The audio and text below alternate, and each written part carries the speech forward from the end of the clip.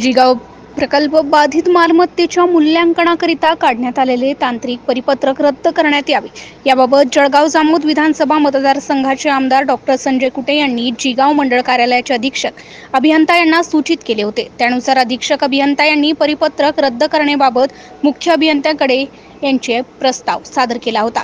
आमदार डॉक्टर संजय कुटे यांच्या सूचनेनुसार सदर परिपत्रक मुख्य अभियंता यांनी 25 जून 2024 रोजी रद्द केल्याने जिगाव प्रकल्पग्रस्तांना मोठा दिलासा मिळाल्याचे प्रतिपादन माजी जिल्हा परिषद सदस्य बंडूभाऊ पाटील यांनी केले आहे। सद्यस्थितीत महत्त्वाकांक्षी जिगाव सिंचन प्रकल्पामध्ये पाणी साठवण्याचे नियोजन सुरू असून प्रकल्पातील अडीअडचणी सोडवण्याचे काम आमदार डॉक्टर संजय कुटे यांच्या मार्गदर्शनाखाली जलसंपदा विभागाचे अधिकारी तत्परतेने करीत आहेत। यामध्ये नियामक मंडळाच्या 83व्या बैठकीनुसार नमुना ड अंतर्गत मोबदला देण्यात येईल असा निर्णय घेण्यात आला होता।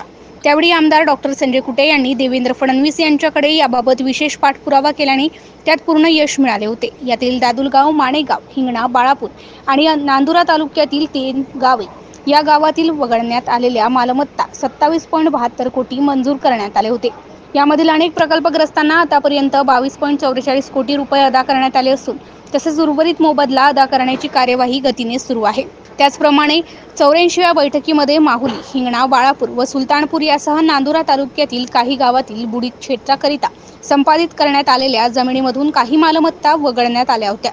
त्यांना सुद्धा नमुना ड नुसार 55 कोटी रुपये सानुग्रह मोबदला मंजूर करून तो वाटप करण्याची कार्यवाही सुरू आहे। त्यासोबत वाहतूक खर्च, बांधकामासाठी लागणारा अतिरिक्त खर्च याकरिता 140 कोटी रुपये निधी मंजूर केला आणि महसुली कब्जे हक्क याकरिता 195 कोटी इतका निधी मंजूर करीत प्रकल्पग्रस्तांच्या भावनांचा विचार करून संवेदनशील सरकारने एकूण 475 कोटींची भरघोस निधी मंजूर केला असून याबाबत निधी मिळवणे आणि तो प्रकल्पग्रस्तांना लवकरात लवकर अदा करणे प्रशासन जोमाने कार्यवाही करीत आहेत।